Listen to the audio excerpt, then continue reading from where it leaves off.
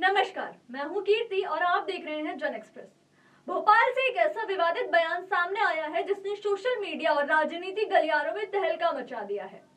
यह बयान बीजेपी की पूर्व सांसद साध्वी प्रज्ञा सिंह ठाकुर का है, जिसमें उन्होंने बेटियों को लेकर काफी तीखी बातें कही हैं। और उनके इस बयान के बाद सोशल मीडिया पर वीडियो तेजी से वायरल हो गया है और लोगों की प्रतिक्रियाएं भी आना शुरू हो गई हैं। भोपाल के एक कार्यक्रम के दौरान साध्वी प्रज्ञा ने कहा कि अगर कोई बेटी माता पिता की बात नहीं मानती है और किसी विधर्मी के पास जाने की कोशिश करती है तो उसकी टांगे तोड़ देने में पीछे नहीं हटना चाहिए। उन्होंने आगे कहा कि बेटियों को शुरू से ही संस्कार सिखाना बेहद जरूरी है, लेकिन अगर वे बातों से नहीं मानती हैं तो माता पिता को उन्हें ताड़ना यानी सख्ती से समझाना चाहिए, यानी कि साम दाम दंड भेद सब कुछ अपनाना चाहिए। साध्वी प्रज्ञा ने यह भी कहा कि अगर अपनी संतान के भले के लिए मारना पीटना पड़े तो पीछे नहीं हटना चाहिए।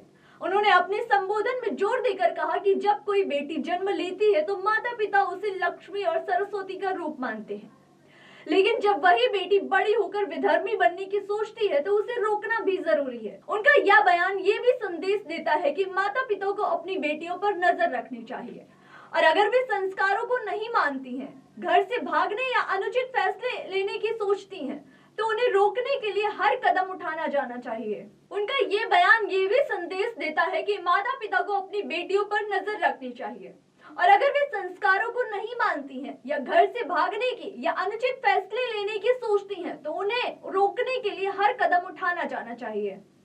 साध्वी ने कहा कि यह काम प्यार, समझाने, डांटने और जरूरत पड़े तो सजा देने के जरिए किया जा सकता है।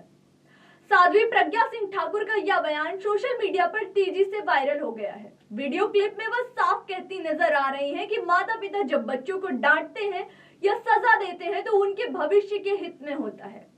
हालांकि ये पहली बार नहीं है जब प्रज्ञा ठाकुर अपने विवादित बयानों के कारण सुर्खियों में रही हैं, लेकिन इस बार का बयान सीधे समाज की बेटियों और उनके अधिकारों से जुड़ा होने के कारण राजनीतिक और सामाजिक बहस का मुद्दा बन गया है। विशेषज्ञ और सामाजिक कार्यकर्ता इस बयान की आलोचना कर रहे हैं और इसे बाल अधिकारों और लैंगिक समानता के खिलाफ बताया जा रहा है। वहीं कुछ समर्थक इसे संस्कार और अनुशासन की बात बताते हुए अपने समर्थन में खड़े हैं।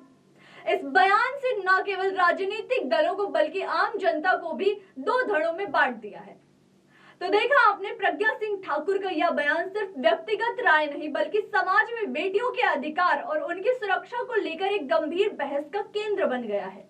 जब बेटियां अपने फैसले खुद लेना चाहें तो क्या विधर्मी बनना कहलाता है या आत्मनिर्णय का अधिकार? क्या इस तरह के बयान महिलाओं की सुरक्षा और समानता की दिशा में पीछे ले जाते हैं? सवाल ये भी है कि क्या संस्कार सिर्फ लड़कियों के लिए अनिवार्य है? क्या लड़कों के लिए संस्कार अब सिर्फ विकल्प मात्र है? ऐसी ही और राजनीतिक और रोचक खबरों के लिए देखते रहिए जन एक्सप्रेस।